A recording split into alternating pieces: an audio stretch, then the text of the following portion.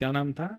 धृष्ट बुद्धि। धृष्ट बुद्धि के पास जाकर के दाई माँ ने कहा, मैं दासी हूं, बहुत निपुण हूं, आप मुझे जो काम कहेंगे मैं करने को तैयार हूं, मुझे कोई नौकरी दे दीजिए। माँ को लगा अब उत्तर भारत में कम से कम इतने 1000 किलोमीटर की दूरी है, कम से कम यहाँ सुरक्षित रहेंगे राजकुमार। दृष्ट बुद्धि। दृष्ट बुद्धि कुंतलपुर के राजा के मंत्री। मंत्री ने जैसे ही देखा, अच्छा ठीक है, हमारे यहाँ तो बहुत सेविकाएं हैं, काम तो लगे रहते हैं, क्या कर सकती हो? बोले जो कहोगे वो करने को। और ये तुम्हारा बालक, ये तो छोटा है, ये खेल लेगा यहाँ बाहर बच्चों के साथ ही। ठीक है। और वहां उस धाई माँ को एक नौकरी मिल गई, राजा के दरबार में कुछ काम आदि करता। और चंद्रहास राजकुमार, अब पूरा नगर दाई माँ को जानता है, जितने लोग जानते हैं सब कहते हैं ये बालक कौन है? बोले कि दासी पुत्र है।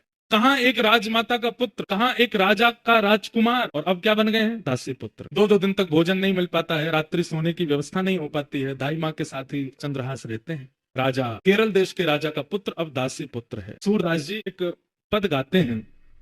ये पद वैसे तो हमारे ब्रज में गोपियां उद्धव जी से कहती हैं, क्योंकि उद्धव जी महाराज वृंदावन गए थे और ठाकुर जी से कह के गए थे कि सुबह जा रहा हूँ, शाम तक आ जाऊंगा, कर लीजिए, शांत रहिए, मौन रहिए। आज चंद्रहास जी एक दासी पुत्र हो गए। कैसा उनका जीवन? छोटे बच्चों के साथ में बाहर गली में खेलते हैं, नाली में गिर जाते हैं, सब कुछ राजकीय अब नष्ट हो चुका है और दासी पुत्र के नाम से ही जाने जाते हैं। लेकिन ठाकुर जी जब परीक्षा लेने पे आते हैं तो बंधु अति कर देते हैं। कई बार 5 वर्ष की आयु हुई चंद्रहास जी की, और जो दाई माँ उनको लेके भागी थी बचाने के लिए, अब उसके प्राण निकलने लगे। कोई नहीं है अब चंद्रहास जी का इस दुनिया में। माता पिता परिवार सब मारा जा चुका है, एक दाई माँ है बस। और अनजान नगर सब दासी पुत्र समझते हैं इनको। चंद्रहास जी गए अपनी माँ के पास, दाई माँ के पास, तो देखा बिस्तर पर पड़ी, बुखार चढ़ रहा है, सिर दबाने लगे। माँ आपको क्या हुआ? चंद्रहास का हाथ पकड़ लिया, अब मैं जाने वाली।